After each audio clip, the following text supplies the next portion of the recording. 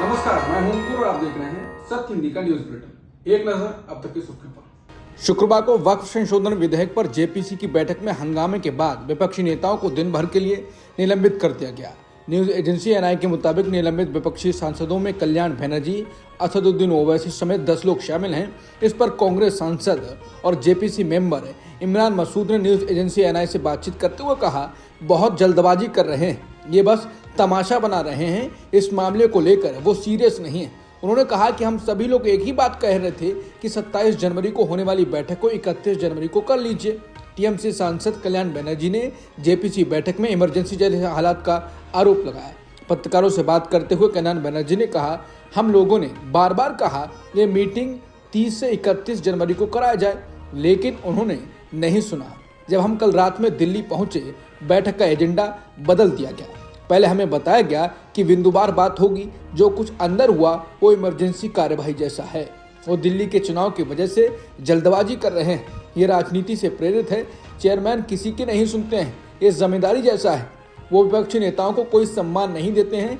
JPC बैठक नाटक बन गया है। बता दें, कुछ लोगों का कहना है कि दिल्ली चुनाव से पहले जल्दबाजी की जा रही है, जिससे बुलडोजर बाबा दिखाई दे जाएं और बवाल हो जाए और चुनाव का पूरा माहौल बदल जाए।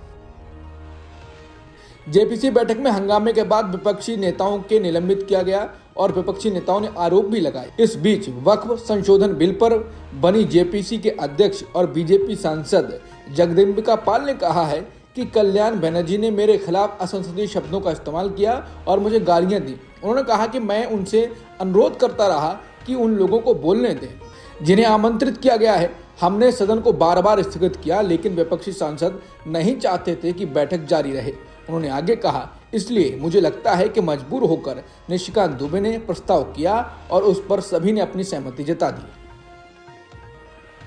वरिष्ठ पत्रकार राजीव सरदेसाई ने अपनी किताब में राहुल गांधी और केजरीवाल का एक किस्सा बताया है। उन्होंने बताया है कि 2022 के गुजरात चुनाव में अरविंद केजरीवाल लगातार राहुल गांधी से बात करने की कोशिश कर रहे थे, लेकिन राहुल गांधी इस बातचीत के लिए तैयार नहीं हुए। उन्होंने कहा कि मैं बात क्यों करूं, मैं कांग्रेस का अध्यक्ष नहीं हूं। इसके बाद सोनिया गांधी ने बात की। केजरीवाल ने कहा कि हम गुजरात में मजबूत गठबंधन करना चाहते हैं। इस पर सोनिया गांधी ने कहा, हम इस पर विचार करेंगे, और फिर गठबंधन नहीं हुआ। जिसके बाद लोग कह रहे हैं कि राहुल गांधी को केजरीवाल के बारे में पहले से ही जानकारी है और हुआ भी वही जो राहुल ने चाहा, गठबंधन नहीं हुआ। इसके अलावा राजीव सरदेसाई ने एक और किस्सा कांग्रेस के बारे में बताया है। उन्होंने कहा कि यूपी में कांग्रेस ने अपने अध्यक्ष पद से बृजलाल खाबरी को हटाया था। कारण ये था कि केसी वेणुगोपाल हिंदी नहीं जानते थे और खाबरी को इंग्लिश नहीं आती। इसके बाद लोग कांग्रेस की आलोचना कर रहे हैं कि क्या कांग्रेस पार्टी ऐसे ही चलेगी। हरियाणा में दमदार प्रचार के बाद भी कांग्रेस चुनाव हार गई। लगातार 10 साल से सत्ता से बाहर कांग्रेस में अब लग रहा है कि फूट पड़ रही है। कांग्रेस विधायक सीएम नायब सिंह सैनी की जमकर तारीफ करने लगे हैं। कांग्रेस विधायकों का सरेआम सीएम नायब सिंह सैनी की तारीफ करना केंद्रीय कांग्रेस के लिए नई चिंता का संकेत दे रहा है। नारायणगढ़ और सिरसा से कांग्रेस के विधायक शैली चौधरी और गोकुल सेठिया ने हाल ही में सीएम नायब सिंह सैनी की जमकर तारीफ की थी और उन्हें एक कर्मठ सीएम बताया था। इन विधायकों ने यह तक कह दिया था कि वो दिल की गहराइयों से सीएम के कामकाज के लिए उनका धन्यवाद करते हैं। सिरसा में कांग्रेस विधायक सेठिया ने कहा कि मैंने डिप्टी कमिश्नर को एक अनुरोध भेजा था कि मैं सीएम का स्वागत करना चाहता हूं, लेकिन मुझे जाने की अनुमति नहीं दी गई। जब सीएम साहब को पता चला कि मैं बाहर खड़ा हूं, तो उन्होंने 3 मिनट तक मेरा इंतजार किया, अपनी कार रोकी और मेरा सम्मान किया। मैं भगवान की कसम खाता हूं, मैंने ऐसा व्यक्ति कभी नहीं देखा जिसने मेरा इतना सम्मान किया हो।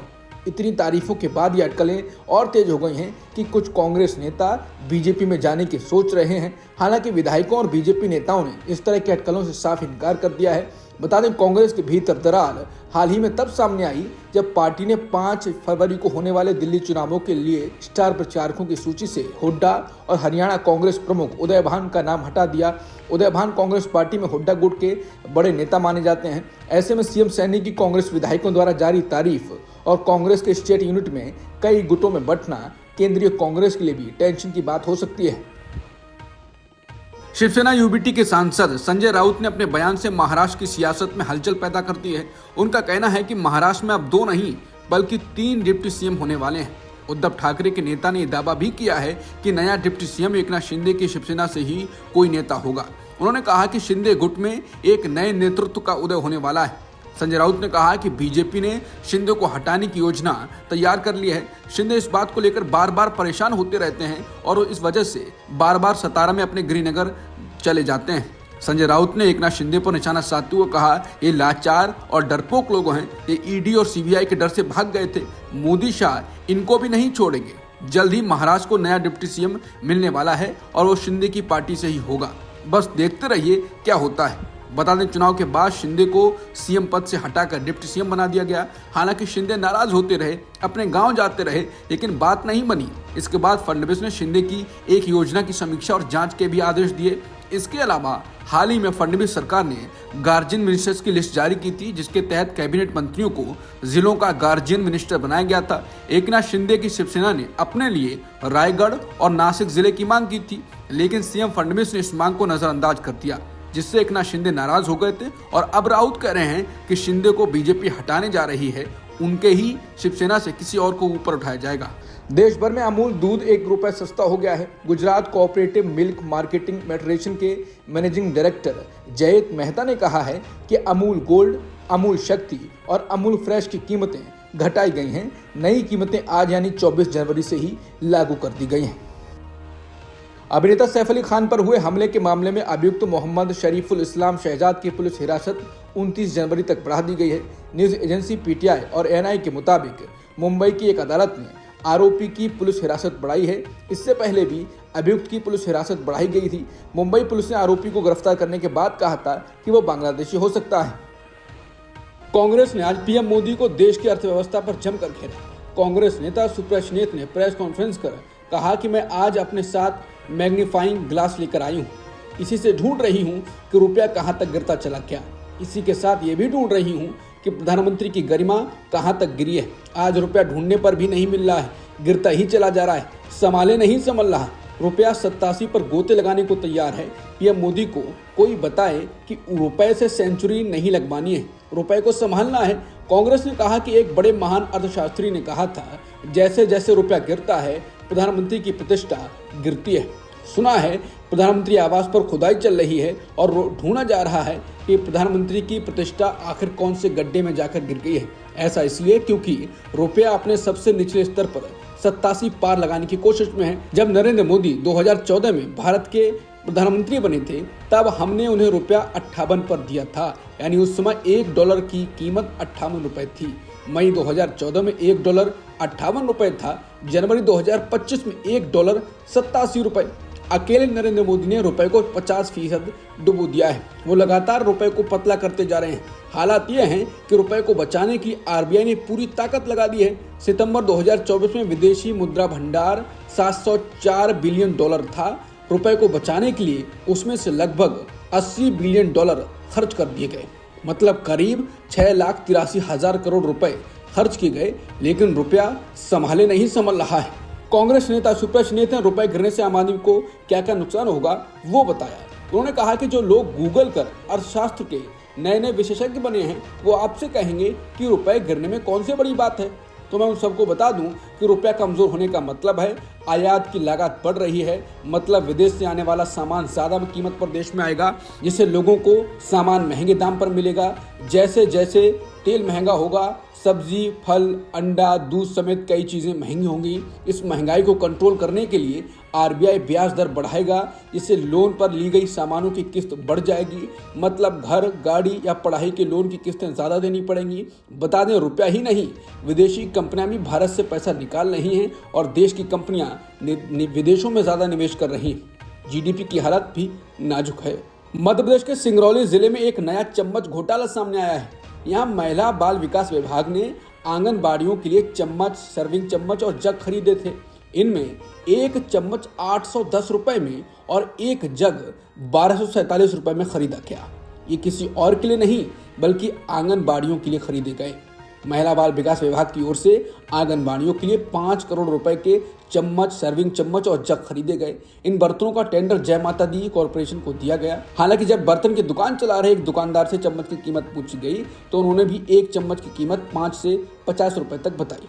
810 रुपए की चम्मच का भाव जान दुकानदार भी सख्ती में आ गए। इस मामले को लेकर जब सिंगरौली जिले के अधिकारी से बात करनी चाहिए तो महिला एवं बाल विकास अधिकारी कार्यालय में नहीं मिले और बात करने से मना कर दिया। पीएम मोदी ने ट्रंप को अमेरिकी राष्ट्रपति पद की शपथ लेने की बधाई दी थी और अब ये मुद्दा बन गया है क्योंकि लोग इस पर सवाल इसलिए कर रहे हैं क्योंकि ट्रंप ने अभी तक कोई जवाब नहीं दिया है। पत्रकार रणविजय ने पीएम मोदी के बधाई देने वाले ट्वीट को रीट्वीट किया है और लिखा है कि ट्रंप को हमारे प्रधानमंत्री के ट्वीट का जवाब देना चाहिए। अब तो 3 दिन हो गए हैं, इतना भी घमंड अच्छा नहीं।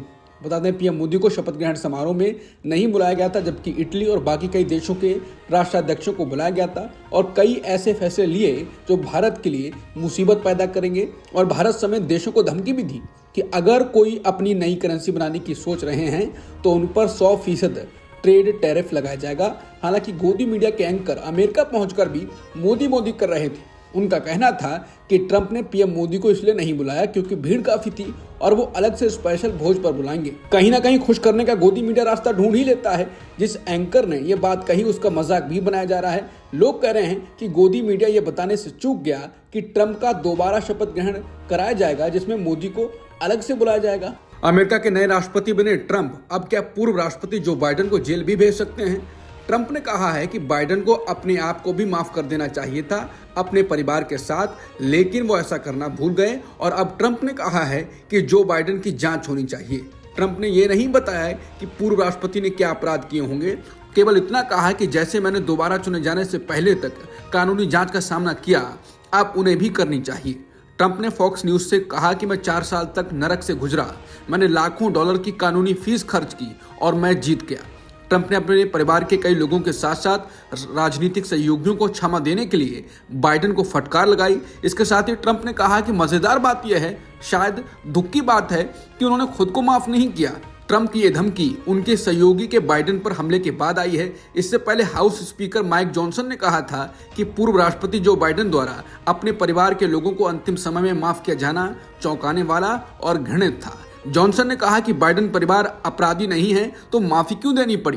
उन्होंने कहा कि इस पर बहुत ध्यान दिया जाएगा और मुझे लगता है कि ये सही है। जिसके बाद लोग कह रहे हैं कि क्या ट्रंप बाइडेन को केस में फंसाने की कोशिश करेंगे, क्योंकि ट्रंप का व्यक्तित्व कुछ ऐसा ही है। अमेरिका के राष्ट्रपति ट्रंप के गैर अमेरिकी माता पिता के बच्चों को जन्म के साथ अपने आप मिलने वाली अमेरिकी नागरिकता के प्रावधान को खत्म करने वाले कार्यकारी आदेश पर कोर्ट ने रोक लगा दी है।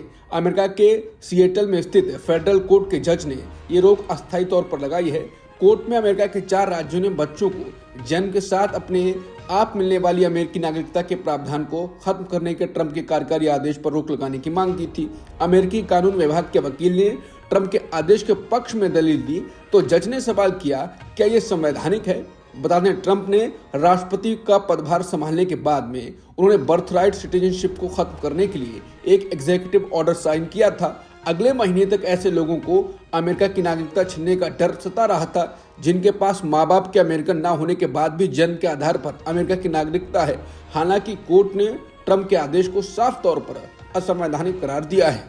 ट्रंप के बर्थराइट को रोकने के लिए जारी किए गए आदेश पर कोर्ट ने रोक लगाई, साथ ही इसे दिमाग चकरा देने वाला बताया। CNN के मुताबिक बहस के दौरान जस्टिस डिपार्टमेंट के वकील को टोकते हुए जज जॉन कफनोर ने पूछा, इस आदेश को संवैधानिक कैसे मान सकते हैं?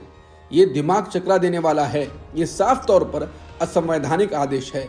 जज कफनौर ने कहा वो 40 साल से भी ज्यादा समय से बेंच पर हैं, लेकिन उन्हें ऐसा कोई दूसरा मामला याद नहीं है जिसमें केस स्पष्ट रूप से इतना असंवैधानिक हो। मुझे ये समझने में परेशानी हो रही है कि कोई वकील कैसे कह सकता है कि ये आदेश संवैधानिक है। मामले की अगली सुनवाई 5 फरवरी को होगी। बता दें ये पहली याचिका पर फैसला आया है। ऐसे 20 से ज्यादा याचिकाएं अलग अलग राज्यों की अदालतों में दायर की गई हैं। ये मुश्किल लगता है कि इस मामले में ट्रंप मनमानी कर पाएंगे। अमेरिका में 20 फरवरी से पहले बच्चे को जन्म देने की होड़ मच गई है। टाइम्स ऑफ इंडिया की रिपोर्ट के मुताबिक एक भारतीय मूल की स्त्री रोग विशेषज्ञ ने बताया कि उन्हें कैसे करीब 20 फोन आए हैं जिनमें गर्भवती महिलाएं समय से पहले डिलीवरी के लिए सी सेक्शन यानी सर्जरी कराना चाह रही हैं। दरअसल राष्ट्रपति पद की शपथ लेने के बाद ट्रंप ने एग्जीक्यूटिव ऑर्डर जारी कर जन्मजात नागरिकता के अधिकार को समाप्त करने का फैसला किया है। ऐसे में अवैध प्रवासियों या वीजा पर रहने वाले लोगों के उन बच्चों को नागरिकता नहीं मिल पाएगी जिनका जन्म अमेरिका में होगा। ट्रंप ने इस आदेश को लागू करने के लिए 30 दिन का समय दिया है 19 फरवरी को ये समय सीमा पूरी हो रही है। यही वजह है कि कई गर्भवती महिलाएं 20 फरवरी से पहले बच्चा पैदा करना चाहती हैं। हालांकि अधिकतर एनआरआईज मोदी भक्त कहे जाते हैं, वो उनकी तारीफ भी करते रहे हैं। जिसके बाद वरिष्ठ पत्रकार रोहिणी सिंह ने इस खबर पर लिखा है कि ये एनआरआईज भारत लौटकर अमृतकाल का अनुभव क्यों नहीं करते हैं। उनके पास रहने के लिए, चुनने के लिए 100 स्मार्ट सिटी, भीम और यूपीआई हैं और महाकुंभ से 2 लाख करोड़ का राजस्व भी है। अमेरिका के राष्ट्रपति ट्रंप ने कहा कि चीन से आयात होने वाले सामान पर टैरिफ लगाने की योजना सही है। उन्होंने फॉक्स न्यूज से बातचीत में कहा कि चीन को अमेरिका से बहुत सारा पैसा मिलता है और वो उस पैसे का इस्तेमाल अपनी सेना में करते हैं। फॉक्स न्यूज को दिए इंटरव्यू में ट्रंप से सवाल किया गया कि चीन के राष्ट्रपति शी जिनपिंग के साथ उनके कैसे रिश्ते हैं। इसके जवाब में उन्होंने हाल ही में शी जिनपिंग के साथ हुई बातचीत को अच्छा और दोस्ताना बताया। ट्रंप ने कहा कि कोरोना से पहले उन दोनों के बीच बहुत अच्छे संबंध थे। उन्होंने कहा कि चीन महत्वाकांक्षी देश है और वो महत्वाकांक्षी आदमी यानी राष्ट्रपति शी जिनपिंग हैं। वो मेरे दोस्त की तरह थे और हमारे संबंध बहुत अच्छे थे। अमेरिका के राष्ट्रपति ट्रंप ने एक बार फिर ये कहा कि टैरिफ से बचने के लिए कनाडा अमेरिका का एक राज्य बन सकता है। ट्रंप ने कहा कि कनाडा के साथ हमारा बड़ा कारोबारी घाटा है, हम इसे अब और जारी नहीं रख सकते। आप जानते हैं कि मैं हमेशा कहता रहा हूं कि आप राज्य बन सकते हैं। आप राज्य बन जाते हैं तो कारोबारी घाटा नहीं रहेगा और हम आप पर टैरिफ भी नहीं लगाएंगे। अमेरिकी राष्ट्रपति ने कहा कि सालों से कनाडा के साथ डील करना मुश्किल रहा है। ट्रंप ने कहा ये न्यायसंगत नहीं है कि 200 अरब या 250 अरब डॉलर कारोबारी घाटा रहे। हमें हमारी कारें बनाने के लिए उनकी यानी कनाडा की जरूरत नहीं है। उन्होंने कहा कि हमें उनसे तेल और गैस की जरूरत नहीं है, ये हमारे पास किसी भी दूसरे से अधिक हैं। बता दें ट्रंप पहले भी कह चुके हैं कि कनाडा अमेरिका का 51वां राज्य बन जाता है तो टैक्स में 60% से ज्यादा की कटौती हो सकती है।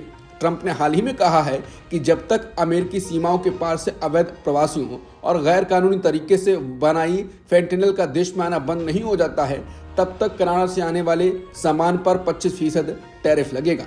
अमेरिकी राष्ट्रपति ट्रंप ने गुरुवार को कहा कि उनके दूसरे कार्यकाल के साथ अमेरिका का स्वर्णिम युग शुरू हो गया है और जल्दी पूरा विश्व अधिक शांतिपूर्ण और समृद्ध होगा। उन्होंने ये भी कहा कि वो सऊदी अरब और ओपेक से तेल की कीमतें कम करने के लिए कहेंगे और कहा कि अगर कीमतें कम होती हैं तो रूस यूक्रेन युद्ध तुरंत खत्म हो जाएगा। उन्होंने कहा कि अब यूक्रेन युद्ध समाप्त करने का समय आ गया है। उन्होंने कहा कि मैं सऊदी अरब और ओपेक से तेल की कीमत कम करने के लिए कहना जा रहा हूं, आपको इसे नीचे लाना होगा। सच कहूं तो मुझे आश्चर्य है कि उन्होंने चुनाव से पहले ऐसा नहीं किया। ट्रंप ने कहा कि उनके ऐसा न करने से मुझे थोड़ा आश्चर्य हुआ। अगर कीमत हो गई कम तो रूस यूक्रेन खत्म हो जाएगा। पूर्व बाहुबली विधायक अनंत सिंह ने कोर्ट में आत्मसमर्पण कर दिया है। दरअसल बीती 22 जनवरी को पटना के मोकामा प्रखंड के पचमहिला थाना के नौरंगा गांव में अनंत सिंह के लोगों और सोनू मोनू गुट में गोलीबारी हुई। ये गोलीबारी कथित तौर पर मोनू सोनू के ईंट भट्टे में काम करने वाले मुंशी मुकेश सिंह से पैसों के लेन देन को लेकर हुई। 22 जनवरी की शाम 4:30 बजे हुई इस गोलीबारी के मामले में कुल 4 FIR दर्ज हुई थी, जिसमें से एक में अनंत सिंह भी नामजद थे। इससे पहले पटना पुलिस सोनू सिंह और अनंत सिंह गुट के लोगों रोशन की गिरफ्तारी कर चुकी थी। शुक्रवार सुबह से पटना पुलिस ने अनंत सिंह के लदमा गांव से घर के पास अपनी उपस्थिति बढ़ा दी थी, जिसके बाद अनंत सिंह ने बाढ़ कोर्ट में सरेंडर किया। ऑस्ट्रेलियन ओपन के सेमीफाइनल से शुक्रवार को टेनिस खिलाड़ी नोवाक जोकोविच इंजरी के कारण बाहर हो गए। जोकोविच ने अलेक्जेंडर ज़वेरेव के खिलाफ सेमीफाइनल मुकाबला बाएं पैर में समस्या के कारण बीच में ही छोड़ दिया। नोवाक जोकोविच के पहले सेट में 1 घंटे 21 मिनट तक खेले, लेकिन इसके बाद वो आगे नहीं खेल पाए। इसी के साथ अलेक्जेंडर ज़वेरेव ऑस्ट्रेलियन ओपन के फाइनल में पहुंच गए। अब तक की सुर्खियों में इतना ही। बाकी खबरों के लिए बने रहिए सत्यहिंदी.com के साथ।